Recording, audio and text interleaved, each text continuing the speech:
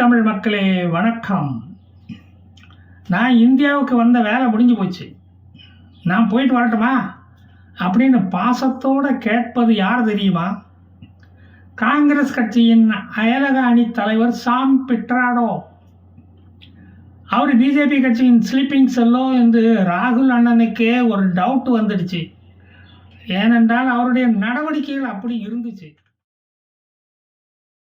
அதிர் ரஞ்சன் சௌத்ரியை மட்டும் என்னை குறைத்து மதிப்பிட முடியுமா? இந்தியர்கள் எல்லோருக்கும் என் டைப் மூஞ்சி இருக்கு அப்படின்னு அவர் விளாவி இருக்கிறார். ஆஸ்திரேலியா மூஞ்சி சிலருக்கு இருக்கும், ஆப்பிரிக்கா மூஞ்சி சிலருக்கு இருக்கும் அப்படின்னு சொல்லியிருக்காரு. மல்லிகார்ஜுன கார்கேயை பார்த்து அப்படி சொன்னாரோ என்னவோ, நான் எவன் கண்டான்.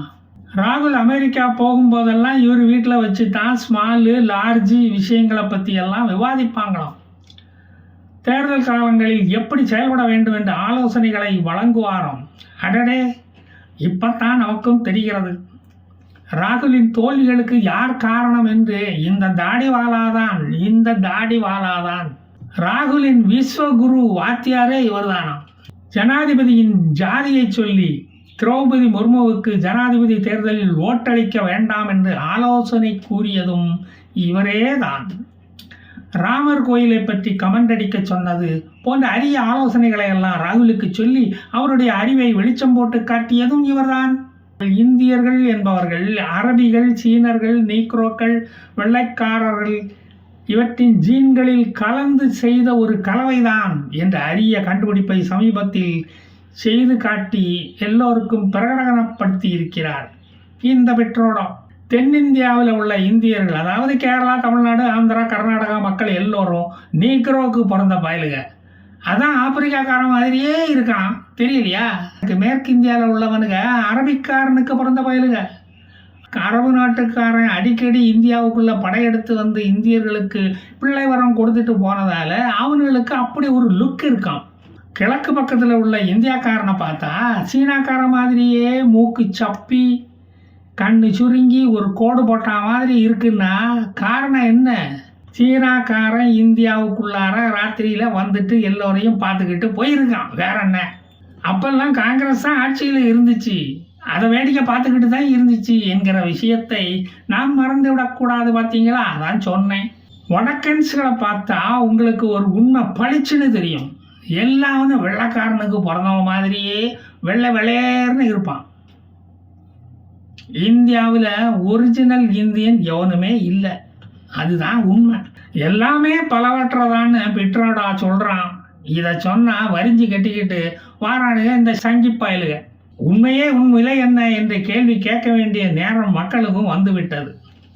இந்த உண்மையை சொன்னதுக்கு அயலக அணி தலைவர் பதவியிலிருந்து பிட்ராடோவை இறங்கி போக சொல்கிறானுங்க இந்த காங்கிரஸ்காரனுங்க. இத்தனைக்கும் அவர் ஒரு போதை மருந்து கூட கடத்தலை. இனி அமெரிக்காவுக்கு போய் ஸ்லீப்பிங் செல்லாக வேலை பார்க்க வேண்டியது தான். அடுத்த முறை ராகுல் அமெரிக்கா வரும்போது காலிஸ்தான் காலிப்பயல்களை கூட்டிகிட்டு வந்து மண்டையில் ஒரு கொட்டு நறுக்குன்னு குட்ட வேண்டியது தான். பழிக்கு பழி வாங்கணுமா இல்லையா? நாம் ஒரு ஸ்லீப்பிங் செல்லுன்னு சொல்கிறதே ஒரு வெக்கக்கேடான விஷயம். என்னுடைய தாடியை பார்த்தா அரபிக்கார மாதிரியே தெரியுது, கன்னத்தை பார்த்தா சீனாக்கார மாதிரி தெரியுது, மண்டை முடியை பார்த்தா வெள்ளைக்கார மாதிரியே தெரியுது, மொத்த மூஞ்சியும் சேர்த்து பார்த்தா நீக்கிற மாதிரி தெரியுது. நானே ஒரு லிவிங் எக்ஸாம்பிள். இது உங்களுக்கு இன்னுமாடா தெரியலை?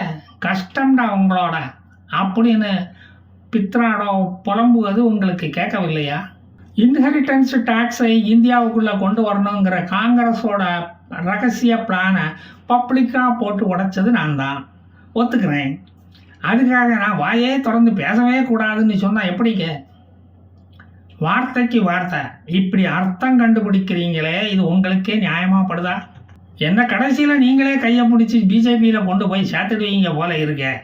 இன்ஹெரிட்டன்ஸ் டேக்ஸ் வந்தால் ஸ்டாலின் சொத்து பாதியாக குறைஞ்சி போயிடும்னு சொல்லி அவருக்கு வந்த கொஞ்ச நஞ்ச அரைகுறை கோழி தூக்கத்தையும் கெடுத்து விட்டுட்டீங்களே. அவரும் பயந்து போய் கொடைக்கானலுக்கும் பிள்ளையாண்டான் லண்டனுக்கும் போய் காசை செலவழிக்க போயிட்டாங்க. இதுக்கெல்லாம் நானா பொறுப்பு ஏற்றுக்க முடியும்? யூடியூப்பை வச்சுக்கிட்டு சும்மாவே இருக்க மாட்டீங்களாடா? கிளியை கிளப்பி விட்டுக்கிட்டே இருப்பீங்களா? காங்கிரஸில் இருந்தால் சுயமாக சிந்திக்க கூட விட மாட்டீங்களா? பேசாமல் ஜம்மு காஷ்மீர் நேஷனல் கான்ஃபரன்ஸ் கட்சியில் போய் சேர்ந்துட வேண்டியதுதான். அங்கே தான் இஷ்டத்துக்கும் ஃபரூக் அப்துல்லா மாதிரி நாம் இஷ்டத்துக்கும் பேசலாம். எவனும் கேள்வியே கேட்க மாட்டான். ராமர் காட்டுக்கு போகும்போது நீ நேராக இருந்து அதை பார்த்தியா? ராமர் கூட நீ போயிருந்தியா? ராமர் போர் புரியும் போது மோடி ஒளிஞ்சிருந்து அதை வேடிக்கை பார்த்தாரா? காட்டுக்குள்ள வனவாசம் போகும்போது மோடி துணைக்கு போனாரா? ராமர் பிறக்கும் போது மோடி பக்கத்தில் இருந்து பிரசவம் பார்த்தாரா? அப்படின்னு கண்டபடி இஷ்டத்துக்கும் மூளை இல்லாதவன் மாதிரி அந்த கட்சியில் கேள்வி கேட்கலாம். எவனும் ஒன்றும் சொல்ல மாட்டான். மூளை இருந்தால் தான் திருப்பி கேட்பான் நம்மளை. நமக்கு ஜாலியாக இருக்கும். முக்கியமாக பதவியை விட்டு எவனும் தூக்க மாட்டான். பதிலுக்கு முகமது நபிக்கு 3 மகன்களும் 4 மகள்களும் இருந்ததா சொல்கிறாங்களே, அதை நீ இப்போ நேராக போய் பார்த்தியா?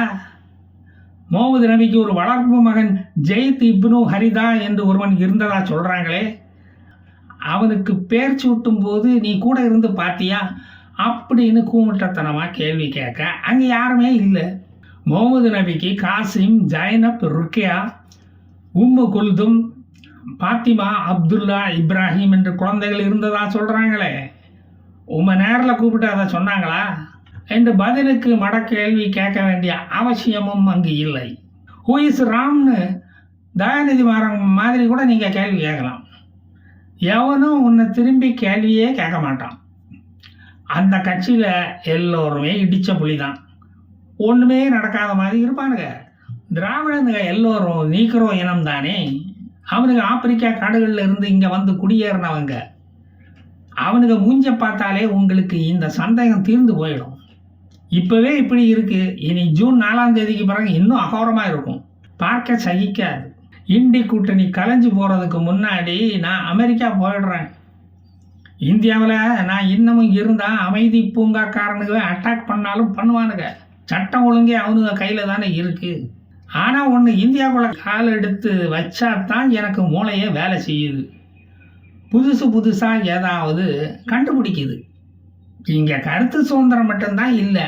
அதனால தான் பதவியை ராஜினாமா பண்ண சொல்கிறானுங்க. இந்த தேர்தல் பரப்புரையில் அதானி, அம்பானி, தயாநிதி, ஸ்டாலின் போன்ற தொழிலதிபர்களை பற்றி நாங்கள் ஏதாவது மூச்சு விட்டோமா? டெம்போ வானில் எவ்வளோ பணம் காங்கிரஸ் கட்சிக்கு வந்ததுன்னு மோடி இப்படி உண்மையை கேட்டு போட்டு உடைக்கிறாரு. இடி பிடி எல்லாம் உங்கள் கையில் தானே ஐயா வச்சுக்கிட்டு இருக்கிய. உளவு பார்த்து சொல்ல வேண்டியதானே. எங்களை உளவு பார்த்து அரெஸ்ட் பண்ணுறாருன்னு நாங்கள் சொன்னால் மக்கள் ஏற்றுக்கவே மாட்டேங்கிறாங்க. அதுதான் எனக்கும் புரியலை. காங்கிரஸ்காரங்க என் பேரை சாம் பித்தர் அப்படின்னு மாற்றி வச்சுக்க சொல்கிறாங்க. அமெரிக்காவில் ஷார்ட்டா பித்தர்ன்னு தான் எல்லோரும் என்ன கூப்பிடுறாங்க. இதுக்காக ஸ்பெல்லிங் எல்லாம் மாற்ற முடியுமா? சார் மறுபடியும் எப்போ வருவீங்க அப்படின்னு பாசத்தோடு கேட்குறாங்க காங்கிரஸ் கட்சிக்காரங்க. நான் போயிட்டு 2029 கண்டிப்பாக இந்தியா வருவேன். அப்போ வந்தால் தானே சரியாக இருக்கும். அடுத்த பாராளுமன்ற தேர்தலுக்கு வந்து பிரச்சாரம் பண்ணி ராகுலை பிரதமர் ஆக்க வேண்டாமா? அவரை இந்திய பிரதமர் ஆக்கிற வரைக்கும் பித்தரோடா இந்த பிரெஞ்சு தாடியை சிறைக்க மாட்டான். கை மேலே அடித்து சத்தியம் செய்கிறேன். என்ன உதாரணமாக வச்சு காங்கிரஸில் உள்ளவன் எல்லாம் மர கலண்டவனாக தான் இருப்பான்னு நினச்சிடாதீங்க. மறையே இல்லாதவனும் அங்கே நிறைய பேர் இருக்கான். கார்கே, சசி தரூர், ஜெய்ராம் ரமேஷ், வேணுகோபால் இவங்கெல்லாம் கூட இன்னமும் அங்கே தான் இருக்காங்க. நிறத்தை வைத்து மக்களை பிரிக்கிறவன் என்று காங்கிரஸ்காரனை குத்தம் சொல்கிறாரு இந்த மோடி. மக்கள் சொத்தில் 50% பிடுங்கி அதிக குழந்தை பெற்றவனுக்கு காங்கிரஸ் கொடுத்து விடும் என்று பயம் காட்டுகிறார் இந்த மோடி. ஏன் இந்துக்களும் வேணும்னா அதிக குழந்தை பெற்றுக்கிட்டுமே, யார் வேண்டான்னு சொன்னான்? சேஷாடே, you will have to answer. The country will not tolerate the disrespect of our countrymen on the basis of the color of the skin. Modi will definitely not tolerate it என்று மோடி மேடையிலே கர்ஜித்து விட்டார். இப்போ கடைசியாக சஞ்சய் ராவத் அவுரங்கசீப்பை பற்றி வம்புக்கு இழுத்து பேசியிருக்கார். அவுரங்கசீப் பிறந்தது மோடி ஊருக்கு பக்கத்து ஊர்லேயும். இவர் தான் அங்கே இருந்து பிரசவம் பார்த்தாராம். அவுரங்கசீப்பை புதைச்சது மகாராஷ்டிராவிலும். இவர் வெட்டியான் வேலை வேற பார்த்துருக்காரு. அதே மாதிரி மோடியின் வெட்டியானாக இருக்க ஆசைப்படுறாரு. இவரை மாதிரி தரங்கட்ட அரசியல்வாதிகளை ஓட்டு போட்டு தேர்ந்தெடுக்கும் மராட்டியர்களை தான் நான் குற்றம் சொல்லுவேன். இவனை மாதிரி பாம்புகள் விஷத்தை தான் எப்பவும் கக்கும். இஸ்லாமியரின் ஓட்டு வேண்டாம் என்பதால் தான் மோடியை பழிப்பதாக நினைத்து கொண்டு அவுரங்கசீப்பையை கரிச்சு கொட்டுகிறார் இந்த சஞ்சய் ராவத். அப்பாவி முஸ்லீம்கள் தயவு செய்து கவனிக்கவும். மோடியை ஜெயிக்க வைக்க ஒவ்வொரு வாட்டியும் எங்கிருந்தாவது புதுசு புதுசாக கிளம்பி வருவானுங்க போல. அந்த அவதாரங்கள் இந்தியாவில் தோன்றிக் கொண்டேதான் இருக்கும்.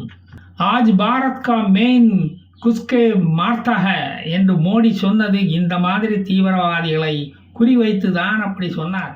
மவுத் கா சௌதாகர் என்று சோனியா 2002 மோடியை சொன்னது எப்படி அவருக்கு எதிராக திரும்பியதோ அதுபோலத்தான் காங்கிரஸ் வானரங்கள் கூறுவதும் அவர்களுக்கே ஆப்பாக மாறுகிறது. பாகிஸ்தானை நாம் மதிக்கவில்லை என்றால் அவன் நம்ம மேலே ஆட்டம் பாமை போட்டுடுவான். பாகிஸ்தான் இந்தியாவின் ஒரு அசட்டு என்று பாகிஸ்தானிக்கு பிறந்த மணிசங்கர் ஐயர் குடிபோதையில் உளறியிருக்கார். எல்லாம் மோடி ஜெயிக்கணும் என்பதற்காகத்தான், வேற எதுக்கு? அதுக்கு தான் காங்கிரஸ்காரனுங்க வாயில் அடிக்கடி இப்படி உளறல்கள் எல்லாம் வரும். அதனால ராகுல் ஒரு பாக்கியவான் தான் என்பது நமக்கு மட்டும் தெளிவாக தெரிகிறது. இவர்கள் உளரும் போது நான் மீண்டும் வருவேன். ஜெய் ஹிந்த்.